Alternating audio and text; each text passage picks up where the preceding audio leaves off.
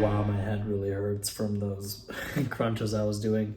So for the crunches, I was using a kettlebell, but the issue with using a kettlebell is that every time you go like this behind you, the metal part hits your head, and I feel like if I keep doing that for too long, I'm actually gonna leave an indent on your head. Like you know how like gamers sometimes have like a headphone dent in their head from wearing headphones too often. I feel like I might have a kettlebell dent in my head at one point, which is not ideal. So I'm trying to fix that as soon as possible, but. Today was pretty good because it was the first time I could almost start to sprint. I didn't quite sprint, and you didn't see it in the video exactly because I was still be doing like a warm-up sprint. But then I think after that, I was able to do like a sprint at like 50 or 60%, which doesn't sound like much, but considering that I did most of my previous like sprints at 20 to 30%, this is quite a big jump. And like I felt a bit of soreness, but I made sure not to push myself too hard so I wouldn't actually get injured from it. So it was good. I was sprinting at like 50% maybe. Like I was like starting to actually get like some of like the speed down and everything, which was good.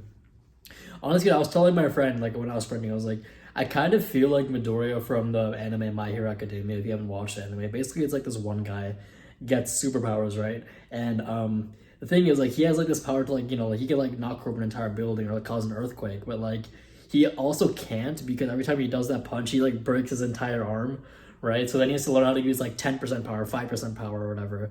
I was like, I feel like I'm him because like I can't sprint at full capacity, otherwise I'm gonna get injured. So I'm like almost like too fast for my own good right now. So right now I'm at 50%. I'm gonna slowly build that up over time, and hopefully within a month I feel like I can get to like full sprint speed, which will be pretty nice, right? In terms of food today, I kind of felt sick after like my walk. I walked again after my lunch after like 4 p.m. I felt a bit sick for some reason. I'm not sure why. I don't think it was like a food related thing. It was just more like I felt a bit like kind of feverish to be honest. And for that reason, I never really ate food, but I still made the mistake of having an ice cream, which is like kind of an L, but it is what it is. I'm trying to limit my ice cream intake. This camera's slipping. I'm trying to limit my ice cream intake, as you might know from my previous videos, because I'm not even sure where my ice cream like addiction suddenly came from. Like it started last week because like before that I could go months without having ice cream. It was like never something I thought about. It was just like a food, right? And then I came here. I didn't come here. One of my friends got an ice cream. I was like, you know what? I'll get an ice cream. Why not? I got a chocolate ice cream with like those like like the cones that taste like styrofoam. For some reason, I love those cones. By the way, I got that one time and I was like, wow, I am hooked, right? So then since then I'm getting ice cream, not every day because I didn't get ice cream yesterday, but pretty much every day. I'm trying to limit it to like at most once a day, and that's been better so far. But I think gradually I'm gonna limit it to like 5 times a week, and 3 times a week, and twice a week, and then at one time a week I think it's worth the one time a week. I don't think having ice cream one time a week is like that bad, obviously. Like of course I'm not one of these YouTubers that believes in like if it fits. Wow, this tripod this is not stable whatsoever.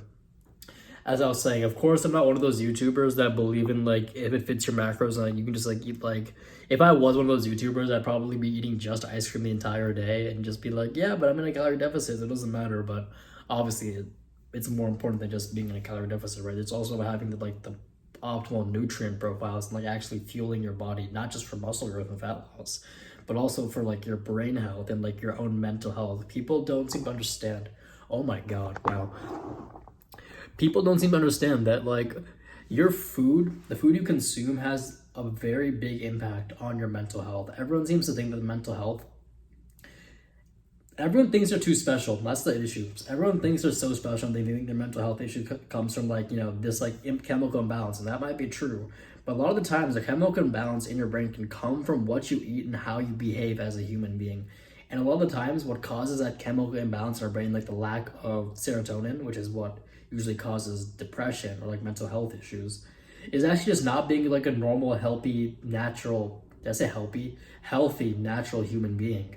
And I had this like depression within me for like quite a while. It was like almost all of last semester. I had this like pretty bad depression. Like it wasn't like what's the word, like dangerous, like bad, but it was just like the lack of motivation to do anything. I didn't even go to the gym. That's why I fell off on the gym so hard. I didn't even like eat like a lot of the times. I didn't like leave my dorm most of the days.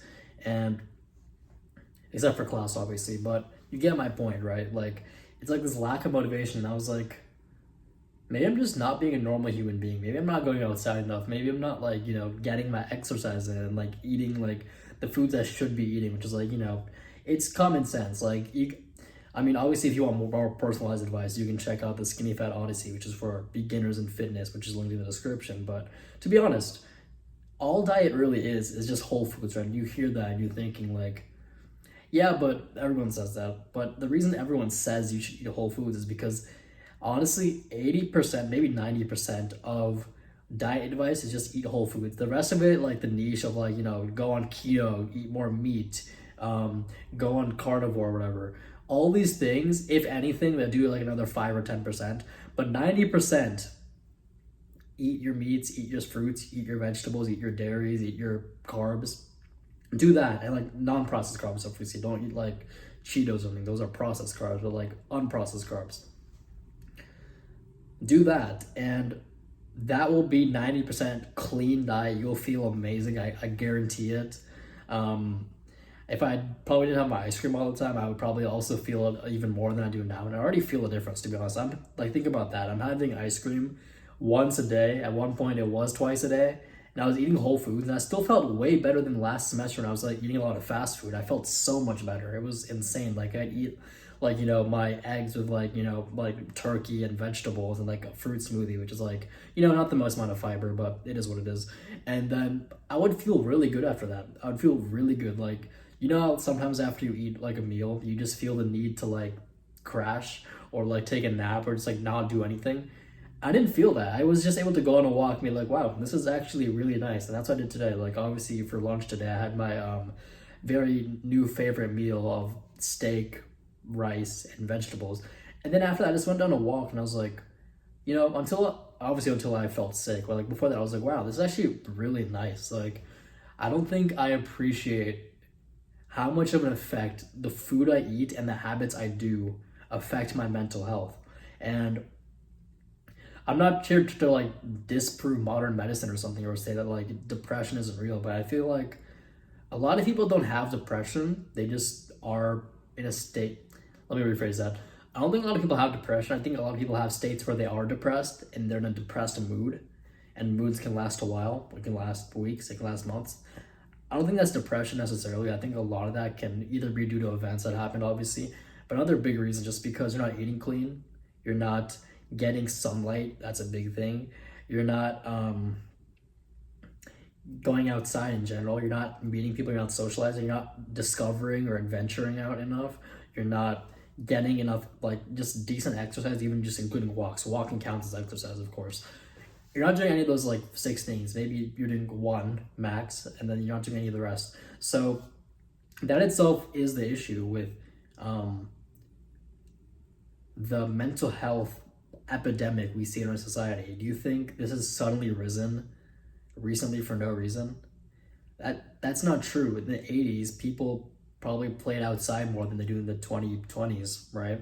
And that has to have an effect on our mental health. If you really think about it, the way us as Homo sapiens, human beings, have evolved, we have evolved to use the sun as almost like before time existed.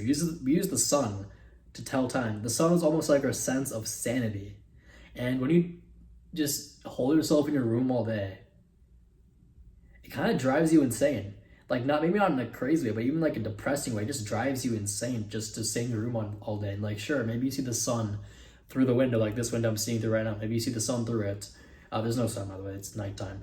But it's not the same because your windows block the like UV rays of the sun, right? It blocks the UV rays, and like sometimes you need the UV rays and the photons of the sun to get into your eyes to tell your brain, wow, it's daytime.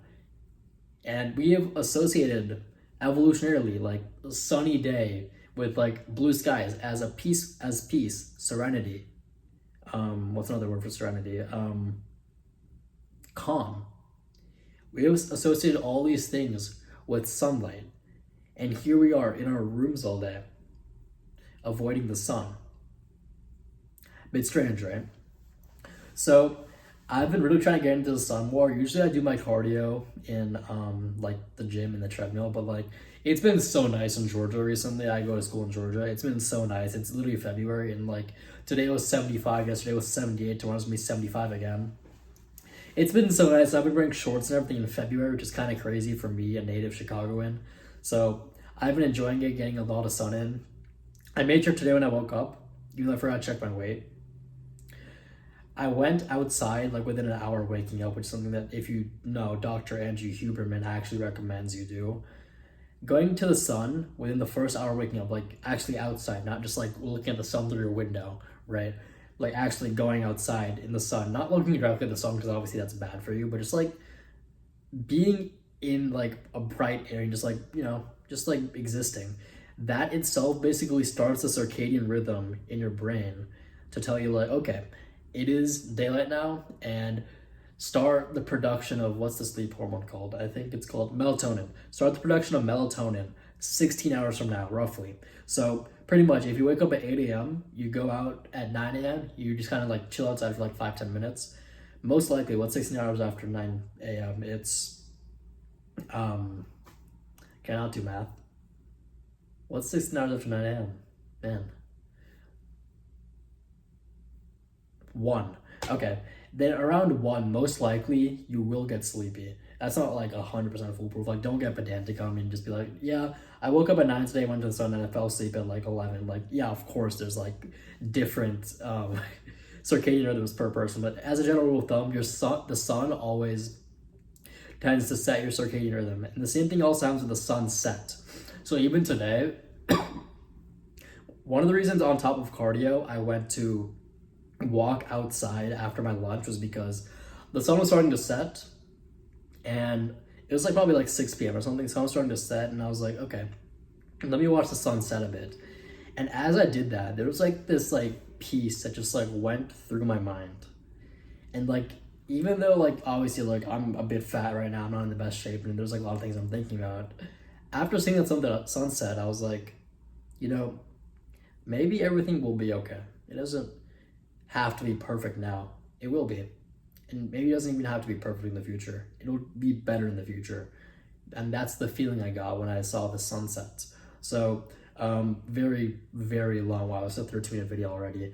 This is a very long side tangent. I just think it's important to talk about not only like the clinical parts of mental health, but also like the psychological and naturalistic parts of mental health that actually influence it, because everyone, like I said, thinks they're special. Everyone's like, yeah, I don't think 5 minutes of sunlight's gonna fix my depression. And then they go out in the sun for 10 minutes. They're like, wow, I feel really good. And I would recommend, if you're someone with like, who used to be like me and like was struggling with motivation and like, you know, just like feeling like motivated to do anything in life, I would just recommend start with the basics and get some sun in the morning after waking up. You know, do some exercise. I'm not asking you to go to the gym and do like an hour of like hard weightlifting. Go on a walk outside in the morning. Like, eat pretty healthy. Like, just have like a steak and like eggs for breakfast. Like, have a chicken salad. Have like, you know, shrimp fried rice, but like a healthy version, you know? So many options. I'm trying not to burp, sorry. What was I gonna say after that? And then also on top of that, just make sure you're socializing, like talking to people, even like smiling at strangers, or like just saying hi or having small talk with random, like elevator talk with random people. Things like this, if you do those consistently, those will improve your mental health more than you think they will. And I don't think we give natural human habits enough credit for how much effect they have on our mental state and the types of people we become in the future. Anyway, that was a long tangent. I think what I'm gonna do is I'm gonna start posting like kind of lesson style videos at the end of each of my montage, like of my day in my life. And I think it's gonna help some of you. So comment down below if you guys enjoy these types of like longer, more unfiltered rant videos I do at the end of these day in the life videos. But of course, that concludes the end of this video, and I think day 9 of the Skinny Fat to Aesthetic Odyssey. So if you guys enjoyed, then like, comment, subscribe, share the video, hit the bell thing. Like I said, once again, my Skinny Fat Odyssey, which is a course for beginners who are confused on the fitness industry, just because you see like all this stuff about fitness and like everything kind of contradicts each other, right? So if you want more help with that, then click the first link in the description. My Instagram is also linked in the description. And I will see you guys tomorrow for day 10.